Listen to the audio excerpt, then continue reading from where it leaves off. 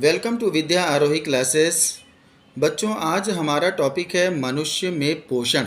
ये समझाने से पहले मैं आपको पाचन के बारे में बताऊंगा कि पाचन क्या होता है, जिसे इंग्लिश में डाइजेशन कहते हैं। पाचन वह क्रिया है जिसमें भोजन को यांत्रिकीय और रासायनिक रूप से छोटे छोटे घटकों में विभाजित कर दिया जाता है ताकि रक्त धारा में अवशोषित किया जा सके। एक्चुअली जिस रूप में हम भोजन खाते हैं, हमारा शरीर उस रूप में भोजन को कभी एक्सेप्ट नहीं कर सकता है। इसलिए भोजन का छोटे छोटे घटकों में विभाजित होना ये ज़रूरी होता है। आगे हम चलते हैं। हमारा जो मेन टॉपिक है मनुष्य में पोषण। मनुष्य में पोषण, एक्चुअली जो मनुष्यों में पोषण होता है, पाचन होता है, वो मुख से ही स्टार्ट हो जाता है। मुख में मौजूद होता है दांत, जिह्वा और लाला ग्रंथि। ये तीन चीज़ें मुख में मौजूद होते हैं, दांत, जिह्वा और लाला ग्रंथि, जिसे सैलिवरी ग्लैंड भी कहा जाता है। तो दांत का क्या रोल होता है? दांत भोजन को चबाने का काम करता है, भोजन को छोटे छोटे टुकड़ों में परिवर्तित कर देता है। ये दांत का कार्य है। और जिह्वा का कार्य होता है भोजन को लार के साथ, जिसे सलीवा कहते हैं, उसके साथ पूरी तरह से मिलाने का काम करता है।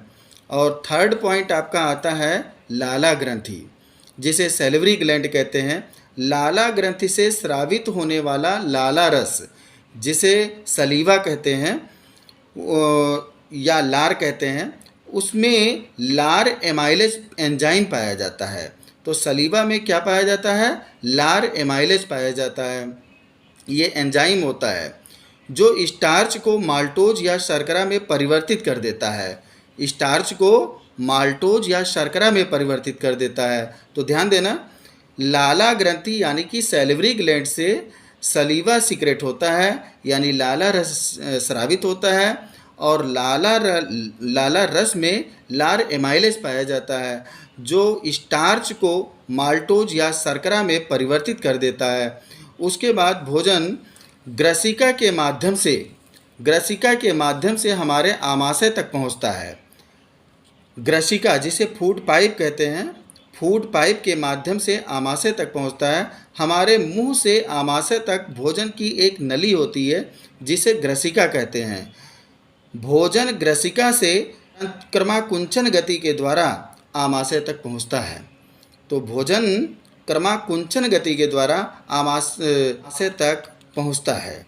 अगला पॉइंट हमारा आता है आमाशय। अब भोजन आमाशय में पहुंच गया। आमाशय की जो आंतरिक भित्ति होती है, आंतरिक दीवारें होती हैं, उसमें वो जठर रस यानी कि आमाशयिक रस का स्राव करता है। आमाशयिक रस यानी कि जठर रस का स्राव करता है, जिसे इंग्लिश में गैस्ट्रिक जूस कहते हैं। गैस्ट्रिक जूस का सिक्रेशन करता है। 3-4 घंटे तक भोजन का आमाशय में मंथन भी होता है, यानी कि 3-4 घंटे तक भोजन जो है आमाशय में ही रहता है। आमाशय में जो जठर रस स्रावित हो रहा है, जठर रस के 3 पार्ट होते हैं। एक होता है HCl, दूसरा पेप्सिन, तीसरा श्लेष्मा। HCl का क्या फंक्शन होता है? HCl यानी कि हाइड्रोक्लोरिक एसिड। हाइड्रोक्लोरिक एसिड का क्या फंक्शन होता है? भोजन में मौजूद जीवाणुओं को नष्ट कर देता है। भोजन में अगर गलती से कोई जीवाणु वगैरह आ जाता है, कोई बैक्टीरिया वगैरह आ जाता है, तो उसको ये किल कर देता है, उसे नष्ट कर देता है। यह भोजन को अम्लीय माध्यम में बदल देता है, जिससे पेप्सिन सुचारू रूप से कार्य कर सके। तो पेप्सिन को काम अपना अच्छी तरह से कार्य करने के लिए माध्यम अम्लीय होना ज़रूरी है। तो भोजन का अम्लीय माध्यम में होना ज़रूरी है ताकि पेप्सिन अपना पूरी तरह से कार्य कर सके। अगर अम्लीय माध्यम में भोजन नहीं होगा तो पेप्सिन अपना पूरी तरह से कार्य नहीं कर सकता है। उसके बाद देखिए पेप्सिन का क्या रोल होता है। पेप्सिन अम्लीय माध्यम में बढ़िया कार्य करता है, जैसा कि हमने आपको अभी पहले भी बताया। ये प्रोटीन का पाचन करता है। तो पेप्सिन का क्या रोल है? ये प्रोटीन का पाचन करता है। और इसके अलावा थर्ड पॉइंट है श्लेष्मा, जो जठर रस का पार्ट है श्लेष्मा। यह आमाशय की आंतरिक भित्ति पर हाइड्रोक्लोरिक एसिड के प्रभाव से रक्षा करता है। आमाशय की आंतरिक जो दीवार होती है उस पर श्लेष्मा का एक लेयर तैयार होता है। श्लेष्मा एक चिपचिपा पदार्थ होता है, उसका एक लेयर तैयार हो जाता है, क्योंकि जो हाइड्रोक्लोरिक एसिड होता है ये बहुत ही कंसंट्रेट होता है, सांद्र होता है, ताकि HCl का प्रभाव आमाशय पर ना पड़े। नेक्स्ट पॉइंट हमारा आता है क्षुद्रांत्र, जिसे इंग्लिश में स्मॉल इंटेस्टाइन कहा जाता है। यह आहार नाल का सबसे लंबा भाग होता है। इसकी लंबाई लगभग 20 फुट के आसपास होता है।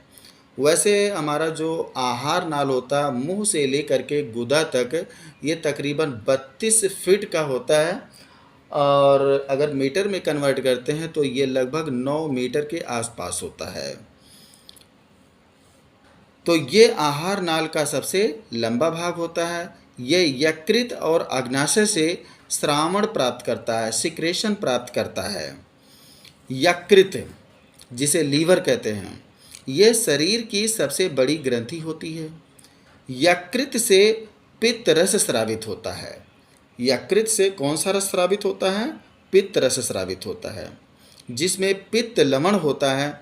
ये पित्ताशय में एकत्रित होता है, यानी कि गॉल ब्लैडर में एकत्रित होता है। यकृत से स्रावित होने वाला पित्त रस गॉल ब्लैडर यानी कि पित्ताशय में एकत्रित होता रहता है। और फिर पित्त रस का क्या कार्य होता है? यह आमाशय से आने वाले अम्लीय माध्यम के भोजन को क्षारकीय माध्यम में परिवर्तित करता है, क्योंकि आमाशय में जो भोजन होता है हाइड्रोक्लोरिक अम्ल की वजह से वो अम्लीय माध्यम में होता है, और उस अम्लीय माध्यम को ये क्षारकीय माध्यम में परिवर्तित करता है, जिससे अग्नाशयिक रस अपना कार्य सुचारू रूप से कर सके। अग्नाशयिक रस को अच्छा कार्य करने के लिए माध्यम क्षारकीय होना ज़रूरी होता है। पित्त रस वसा की बड़ी बड़ी गोलिकाओं को छोटी छोटी गोलिकाओं में बदलने का काम करता है। पित्त रस वसा की बड़ी बड़ी गोलिकाओं को छोटी छोटी गोलिकाओं में बदल देता है। Next point, अग्न्याशय।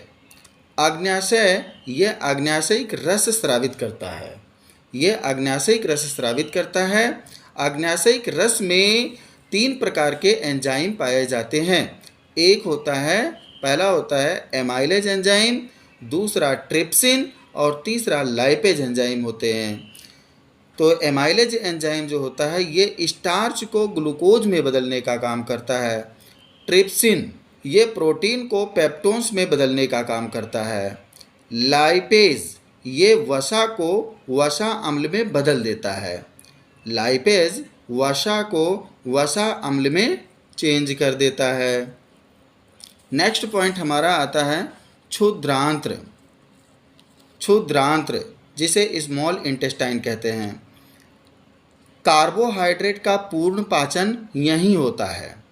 कार्बोहाइड्रेट का पूरी तरह से जो पाचन होता है वो छोटी आंत में ही होता है। प्रोटीन को यहाँ पर प्रोटीन को एमिनो अम्ल में बदल दिया जाता है, और वसा को वसा अम्ल में बदला जाता है। वसा को वसा अम्ल में बदल देता है।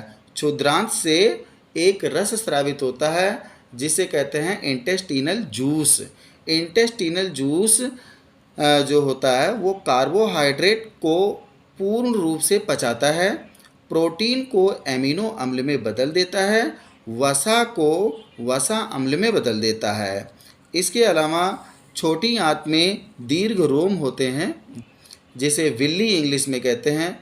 ये जो क्षुद्र आंत के यानी कि छोटी आंत के आंतरिक स्तर पर अनेक अंगुली जैसे प्रवर्ध पाए जाते हैं, जिन्हें दीर्घ रोम कहते हैं। छोटे छोटे फिंगर लाइक प्रोजेक्शंस होते हैं, अंगुली जैसी प्रवर्ध पाए जाते हैं, जिन्हें दीर्घ रोम कहते हैं। ये पचे हुए भोजन को अवशोषित करके रक्त वाहिकाओं के मदद से शरीर की सभी कोशिकाओं तक पहुंचाने का काम करता है। उसके बाद भोजन जो है वो बड़ी आंत जिसे बृहद आंत्र कहते हैं, लार्ज इंटेस्टाइन कहते हैं, उसमें पहुंच जाता है।